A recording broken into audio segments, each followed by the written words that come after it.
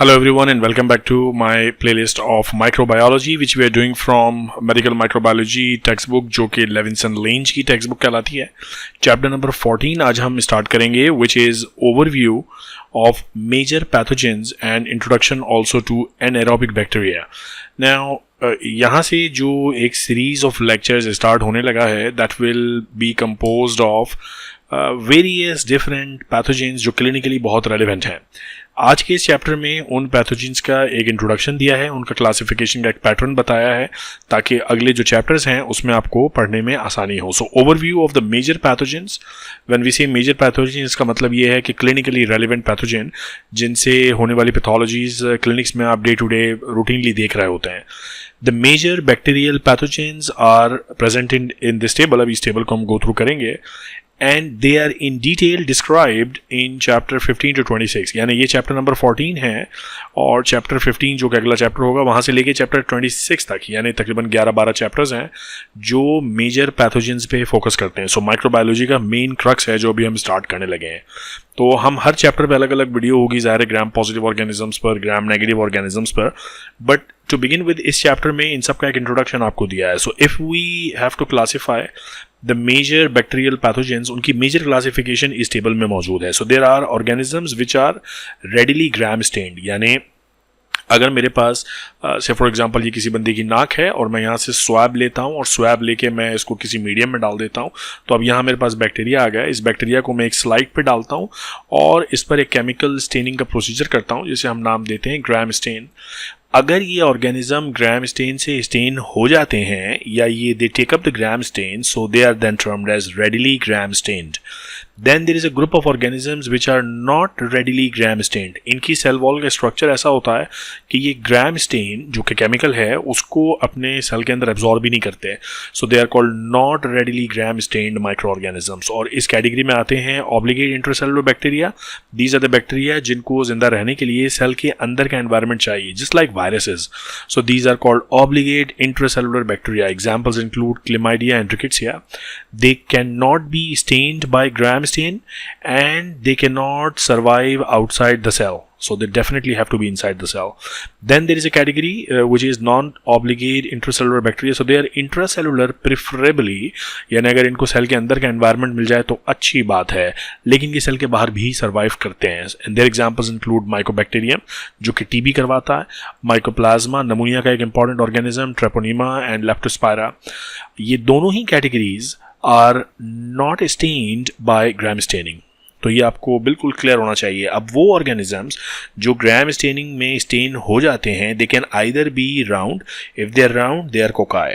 So gram positive cocci, and those which do not take up the gram blue color and they still appear pink, so they can actually be processed by gram staining.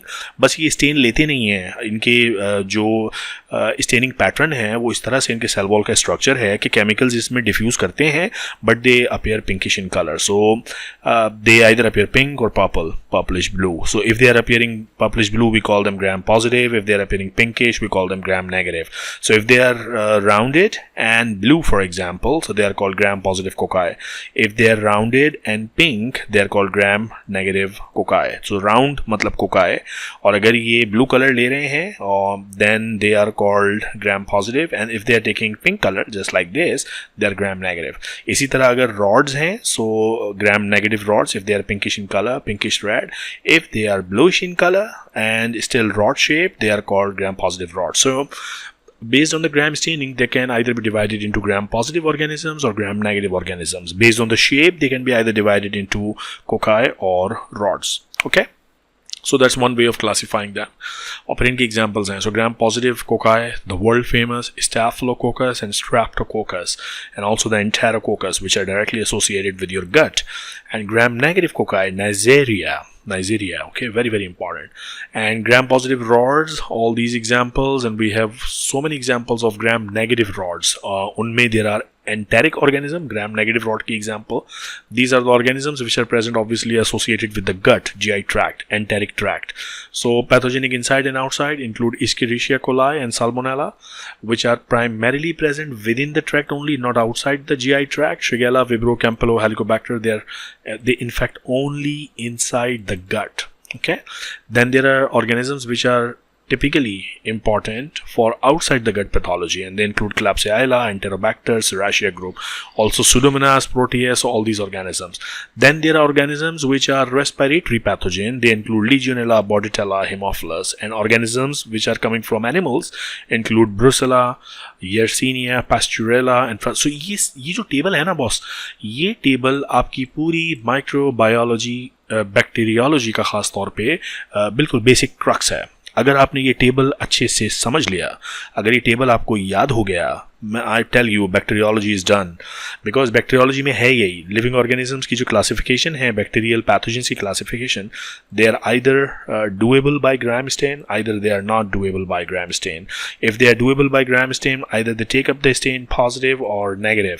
If they are positive, they can either be cocci और rods. If they are negative, they can be cocci और rods. जो gram negative rods हैं, they have then further organ-wise distribution. So enteric organism, respiratory organisms, and organisms coming from animal sources. So remember this table. ये भी पिछले 3 से 4 minute मैंने जो इस टेबल पे स्पेंड किए हैं, इसको बार बार सुनिए, आपको ये याद हो जाना चाहिए, बिकॉज एग्जाम्स में this is super value, super important. Okay, so ये जो टेबल है, table 14.1 is divided into organisms that are readily gram-stained and those which are not gram-stained, and their further divisions. Okay, now organisms which are associated with the enteric tract, with the respiratory tract and animal sources, ये भी हमने इस table पर यहाँ discuss कर लिए है. तो डिफरेंट तरह से आपको organisms को अप्रोच करने का आइडिया होना चाहिए. So for ease of understanding, the organisms associated with the enteric tract यानी GI tract को जो infect कर रहे हैं, they are further divided into 3 groups. Those which infect both inside and outside of the gut, those which infect only inside the gut, and those which infect only outside the gut. ये भी हम यहाँ discuss already कर चुके हैं. As it is true for any classification dealing with biological entities, this one is not entirely precise, but this is very practical. अभी जो हमने टेबल डिस्कस किया है, it's very very practical. लेकिन कुछ exceptions obviously होंगी. So for example, Campylobacter causes enteric disease, but frequently has an animal source. This is possible, okay?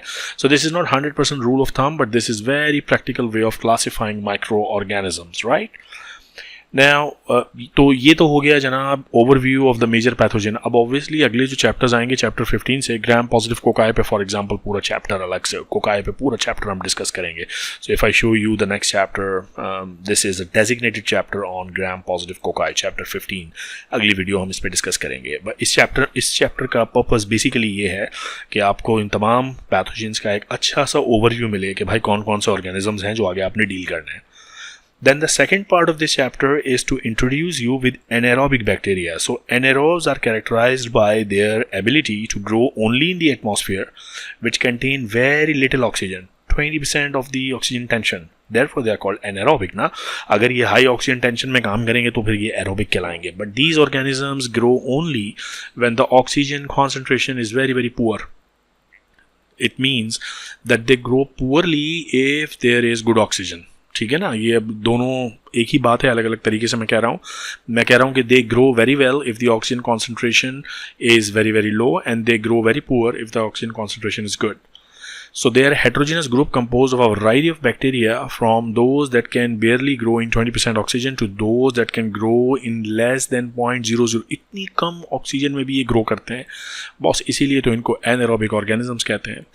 Now this table अभी हम देखते हैं describe the optimal oxygen requirement for several representatives from this group. So for example, if we talk about Pseudomonas aeruginosa, तो उनका growth क्या है aerobic condition में और एनारोबिक कंडीशन में क्या ग्रोथ है. So if you look for example at clostridium histolyticum 4+, heavily growing in anaerobic situation, but you can see that Pseudomonas aeruginosa cannot grow in anaerobic condition.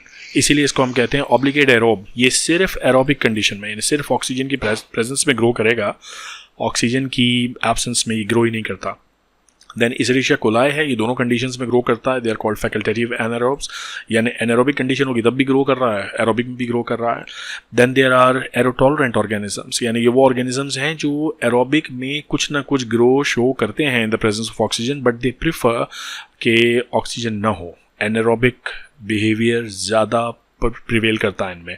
Then there are microaerophilic organisms जो कि aerobic में actually grow ही नहीं कर रहा है. इसी तरह obligate anaerobes भी हैं which are again heavily growing when the condition is anaerobic. So this chart again classifies different categories of anaerobic organisms. कौन ऑक्सीजन में ग्रो कर रहा है उसे हम क्या कह रहे हैं, कौन सिर्फ ऑक्सीजन में ग्रो कर रहा है, कौन दोनों कंडीशंस में ग्रो कर रहा है. आपको सिचुएशंस पता होनी चाहिए. Okay.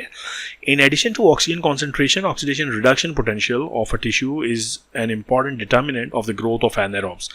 Areas with low oxidation reduction potential such as periodontal pocket, dental plaque, colon, they support the growth of anaerobes. इसीलिए अगर dental plaques हैं या periodontal pockets बने हुए हैं तो यहाँ पर anaerobic organism heavily grow करते हैं. So that's an important point for you to remember.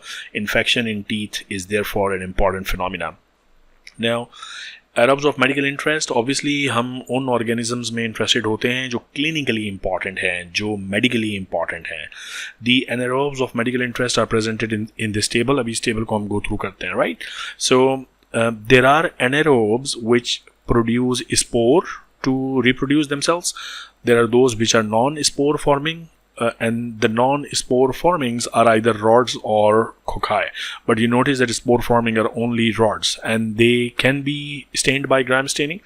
And the example include Clostridium. So Clostridium is a spore forming rod. It is an anaerobic bacteria and it can be stained by gram staining. ये सारे characters अब मैंने इसके आपके लिए पढ़ दिए. Okay.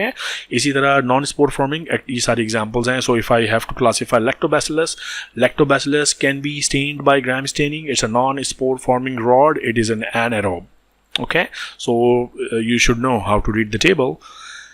Clinically, many of the medically important anaerobes are part of the normal human flora. ये हमारी बॉडी में वैसे ही हैं. Such they are non-pathogen in the normal habitat and cause disease only when they leave the host site. यानी dental plaque में मौजूद हैं, कुछ नहीं कर रहे वहाँ, लेकिन यहाँ से निकल के हार्ट पे जाके उसको इन्फेक्ट कर सकते हैं.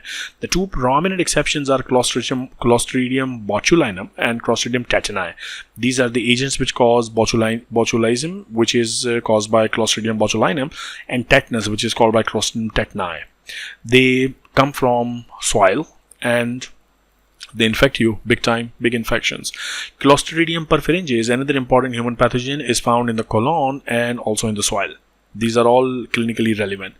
Diseases caused by members of anaerobic normal flora are characterized by abscess formation, most frequently located in the brain, in the lungs, in the female genital tract. So they are not good organism. Anaerobic bacteria are dirty, filthy bacteria. They produce bad abscess. It is thought that facultative anaerobe consume sufficient oxygen to allow anaerobes to flourish. So the point is that अगर एक colony मेरे पास है जहाँ पे मेरे पास aerobes भी हैं, anaerobes भी हैं, तो aerobes will utilize the oxygen and the environment will become oxygen deficient, which will then be utilized by anaerobes.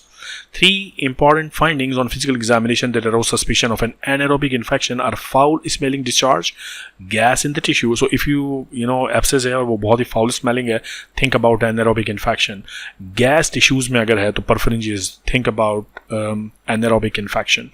In addition, infections in the setting of pulmonary aspiration, bowel surgery, animal bites almost always involve anaerobic infection. Important considerations.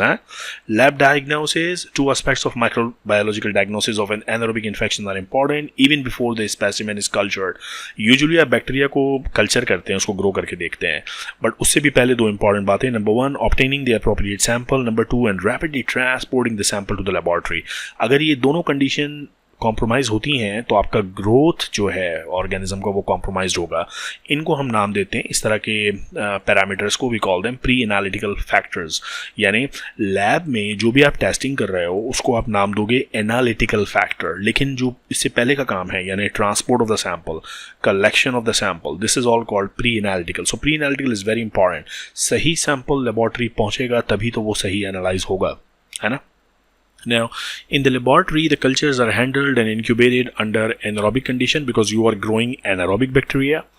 In addition to the usual diagnostic criteria of the Gram-Stain, morphology, biochemical reaction, a special technique for gas chromatography is also important. You have to measure how much gas they are producing, what chemicals they are producing, to certainly identify कि ये organism anaerobic है, और अगर anaerobic है तो किस category का anaerobic है.